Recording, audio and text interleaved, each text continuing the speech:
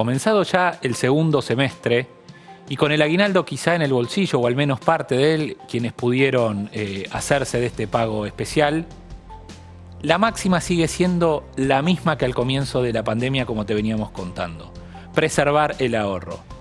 Y en el encabezado de esa lista de opciones para preservar el ahorro, los economistas siguen poniendo en primer lugar a la dolarización, es decir, hacerte de dólares para preservar el ahorro.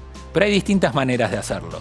En un comienzo te contamos sobre todo las alternativas financieras, pero también hay formas de comprar productos en la economía real para hacerte de dólares partiendo de pesos.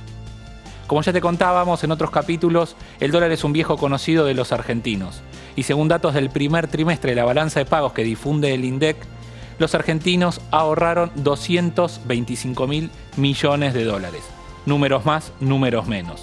Esto es una muestra de cómo en tiempos de crisis el argentino va hacia el dólar. Y si bien todavía no hay datos del segundo trimestre, los especialistas creerían que esta tendencia se profundizaría. Y como te contábamos, las alternativas financieras, la primera es la obvia, es la de comprar los $200 permitidos por el cepo. Pero también hay opciones en el mercado financiero, el dólar bolsa, el MEP o el contado con liquidación, como se los conoce. Pero bueno, en este contexto de alta inflación, de alta incertidumbre, dolarizarse es la clave y te vamos a contar 4 formas de hacerlo. La primera son los CDRs, son estos certificados de acciones argentinas que te comentamos que es una manera de comprar en pesos porciones de acciones de empresas del exterior. Sí, de Mercado Libre, de Globant, que son argentinas, pero también de Apple, también de Disney, por ejemplo, o también de Amazon. Lo que estás comprando es una porción de acción.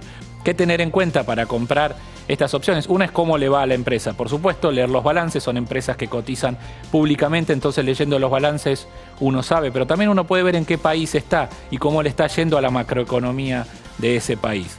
Lo que es clave es analizar y elegir antes de comprar. Pero ya metiéndonos en los bienes concretos de la economía real, sobre todo en bienes importados. Y uno de esos ejemplos puntuales es el auto. Hubo en junio, sobre todo, un boom de venta de autos, un boom, digamos, dentro de la pandemia, pero sí, fue un crecimiento interanual en junio de algo más de 2% para un sector que venía muy golpeado y en caída.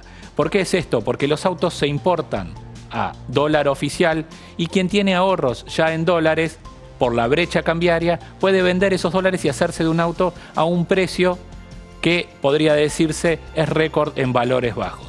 Es que hubo autos a lo largo de mayo, quizá a lo largo de junio, que costaron menos de $10.000, incluso algunos hasta $7.500, según el tipo de cambio que se tome. Obviamente uno cuando tiene los dólares tiene que ir al MEP o al contado con liquidación, como te contamos, pero obviamente hubo casos, si bien te aclaramos que el dólar blue es ilegal, muchos casos yendo al dólar blue es donde la brecha es más larga con el oficial y se hace la mayor diferencia. Y según los especialistas del sector, el boom no fue mayor por falta de oferta, digamos, por falta de autos importados, digamos.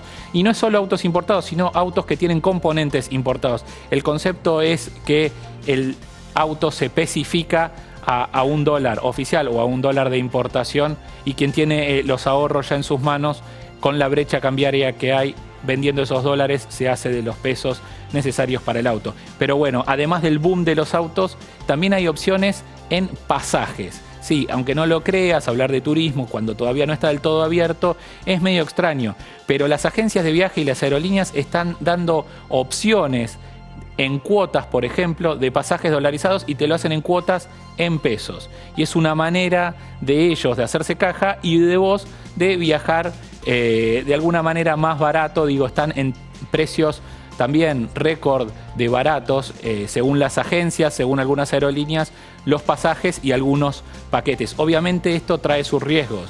Por ejemplo, cuándo efectivamente se va a poder volver a volar.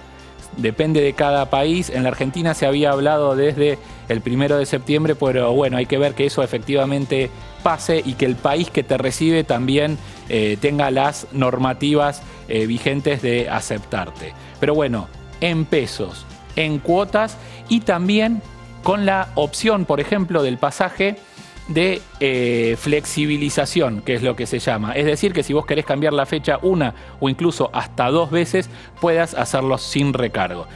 Otra opción, te contábamos, son las propiedades. El argentino tiene simpatía por ahorrar en ladrillos, digamos. Necesita ver concretada en algo físico su inversión y muchas veces va a las propiedades. Bueno, las propiedades de pozo también son una opción. Hay rebajas de hasta 20 o 30% en departamentos, en casas, en lo que sea, que parten desde el pozo. ¿Qué es parten desde el pozo? Es que todavía no están hechas y se empieza a pagar previamente.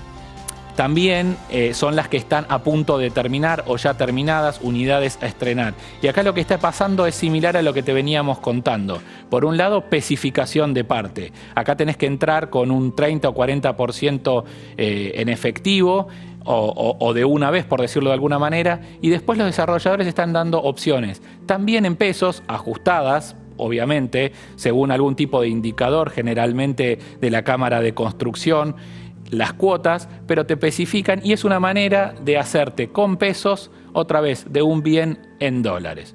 Todo esto te lo contamos en este número de Los Números También Hablan, el podcast de Economía y Negocios de La Nación, y lo hacemos junto a Esteban Lafuente, colega acá del diario.